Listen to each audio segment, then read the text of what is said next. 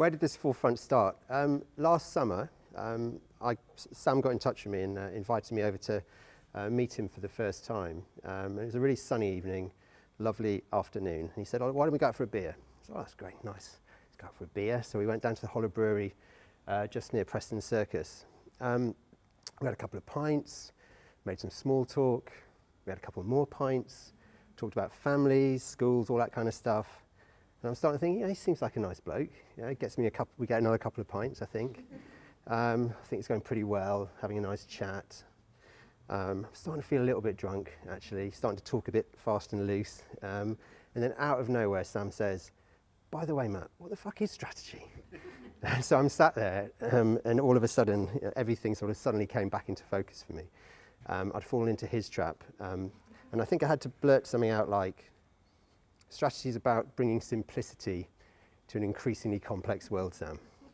Obviously a very useful definition of strategy. And then quickly change the subject.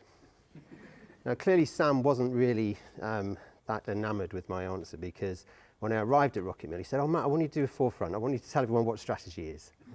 I said, "Well, I was pretty sure I told you that when we were in the pub, but anyway." So I'm going to have another go at it today. When I started to do some research for this presentation, I came across this quote from The Economist, which kind of made me feel quite good, actually, because it said no one really knows what strategy is. So where's all this confusion coming from? I think there are two reasons. Sam's mentioned one already. Strategy is just one of those words that gets so overused that it's kind of lost all its meaning.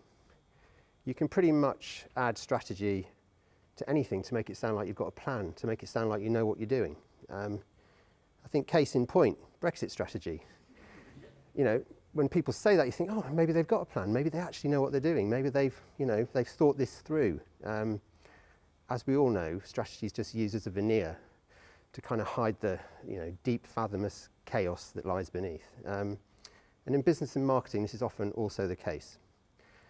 Strategies come in all shapes and sizes. We've got business strategies, marketing, sales strategies, digital strategies, data strategies, brand strategies, advertising strategies, communication experience, content, media, social, and even SEO strategies, to name a few. So with so many different kinds of strategies, it's kind of no coincidence that nobody really knows what strategy is. The truth, though, is that all these strategies should be components of something much bigger.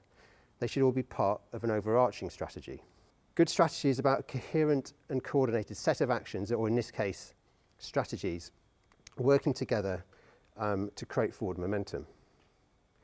In other words, your digital strategy should align with your business strategy should align with your marketing strategy, which should align with your data strategy, and so on and so forth. The problem is most of the time these strategies are created in isolation by people working in silos, not talking to each other, and consequently they're not joined up. The second reason I think for confusion around strategy is that there is a tendency to confuse it with other popular marketing words like ambition, vision, and mission. Now these are really important partners for strategy. They give you a focal point, a North Star, something to aim for. They express a desired goal or outcome. They articulate what a company wants to achieve or where you want to get to. They can be very inspiring, very motivating, and they connect with us on an emotional level. But as inspiring as they are, they're not strategies. Vision is all about what you want to achieve. Strategy is about how you're going to achieve it.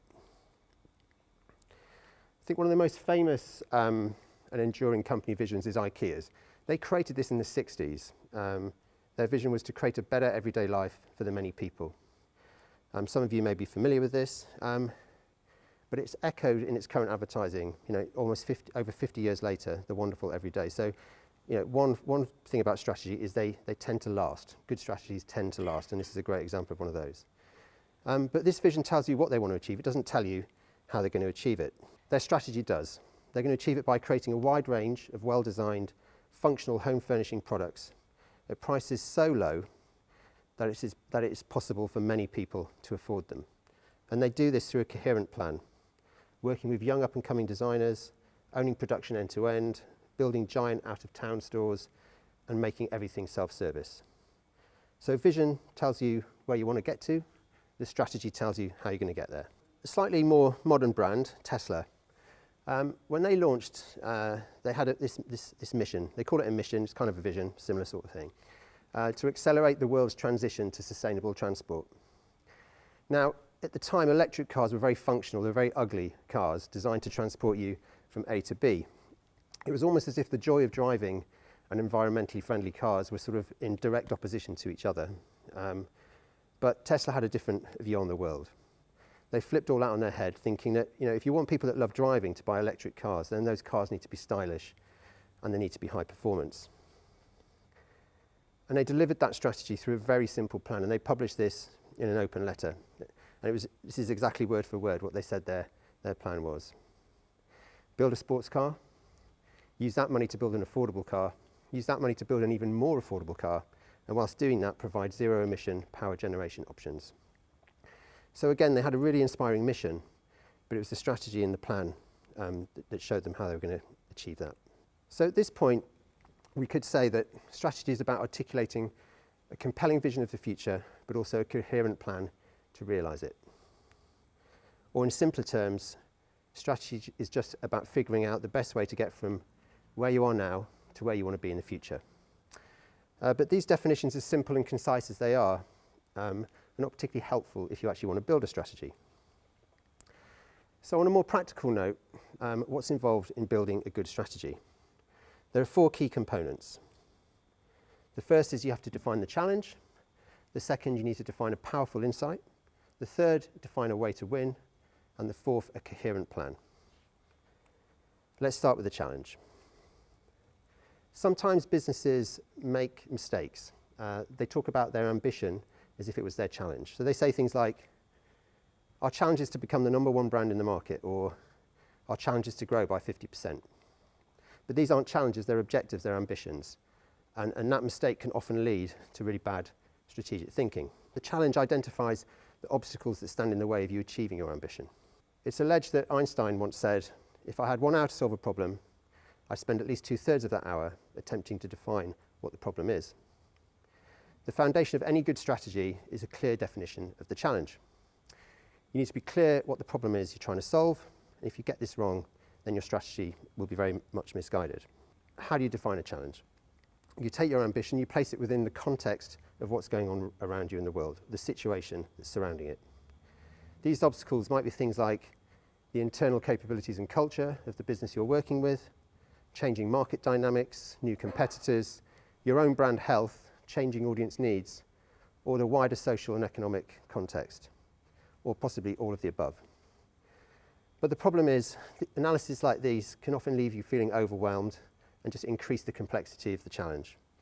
So the skill of a good strategy is to simplify the complexity and just draw out the key points, the crucial aspects. And if you have a simplified model of the situation, it allows you to bring focus on the real challenge that lies ahead. I'm going to use a very familiar example to demonstrate this. In the case of Persil, they faced a brand communications challenge. Their growth had plateaued. The category was essentially at stalemate.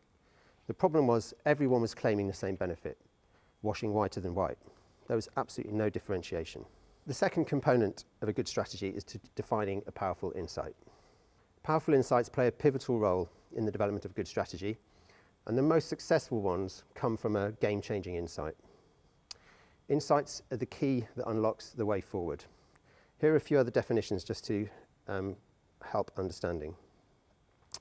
Insight is a penetrating observation about the situation that results in fresh perspective. Insight comes from being able to see the world differently in a way that challenges conventional thinking, in the way Tesla did around environmentally friendly cars, electric cars. Insight is a way of reframing the challenge to reveal new opportunity, or insight is the aha moment that leads to new competitive advantage. So in the case of Persil, the insight came from a deep understanding of their core audience, mums. Research had shown that mums were increasingly worried that their kids were not playing outside enough. Persil had an aha moment, or an insight. What if they reframed the benefit of their product? What if instead of washing whiter than white, the benefit of their product was it let kids go outside and play and get dirty? They could play a vital and valuable role, helping mums to get their kids playing outside, and because Persil's brilliant cleaning properties, mums would not have to worry about them getting dirty. The third component is defining a way to win. The way to win is a statement that sets out how the challenge will be overcome and the ambition achieved. In the case of Persol, they rewrote the rules of the category, from dirt is bad to dirt is good. And in doing so, they created an entirely new space for the Persol brand, entirely distinct from the competition, in tune with the lives of the core audience, and that led to significant growth globally. The fourth component is the coherent plan. Strategy creates strength through the coherence of its design, ensuring that everything is working together, moving in the same direction, making the whole greater than the sum of its parts. But resources are not infinite. You can't do everything. So strategy is also about making choices. You have to sacrifice some things and overcommit to other things. Strategy is as much about what you don't do as it is about what you do, focusing energy, attention and resources on the initiatives that will have the greatest impact. In the case of Persol, Dirt is Good became the focus for all marketing activities, including advertising, digital and real-world experiences, partnerships with people like the National Trust, and content. And this is an example of a book they wrote with Roald Dahl, the Roald Dahl Foundation. So the four corners of good strategy are defining the challenge, defining a powerful insight, defining a way to win, and defining a coherent plan. Time for one more example, 3 Mobile. So when 4G came along, 3 had a massive problem. They were the mobile network that launched on the platform of 3G. So the thing people associated with them most was 3G. This meant that they were struggling to stay relevant in a 4G world. Their scores for brand relevance and brand consideration were falling off a cliff, and they had to find a new way to gain relevance for a new generation of data-hungry mobile customers. Research had identified that customers were increasingly frustrated with the tariffs of the main networks, and especially the restrictive data caps and the fines that they would impose on people going over those data caps. Deeper analysis of 3's customer data identified the key pain points for their customers when they were using their data and being fined for misuse. And these insights revealed new opportunity for 3. 3 defined a way to win. They set out to remove the data pain points and liberate their customers, enabling them to get the most out of their mobiles without any of the restrictions. And by doing this for their customers, they would attract new customers. Finally, their strategy was delivered through a coherent plan. Based on the data pain points that 3 had identified, they created new marketing and business propositions for their customers. In 2016, they were the first network to remove data roaming charges, and they ran a campaign around the idea of Go Roam, resulting in a deluge of holiday spam populating the feeds of all their main competitors' mobile customers. In 2017, they launched Go Binge. With the increasing popularity of Netflix, they enabled customers to stream their favourite shows without using up their data. And in 2018, 3 launched OSnap.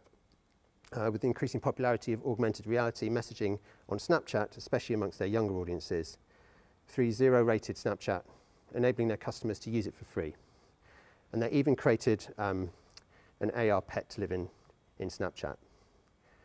In early planning stages, that was going to be a cheesy lobster, but ultimately it became this mixture of a pug and a butterfly, which they called the Pugafly. They nearly called it the butt pug, but they decided against that. So we'll leave it there.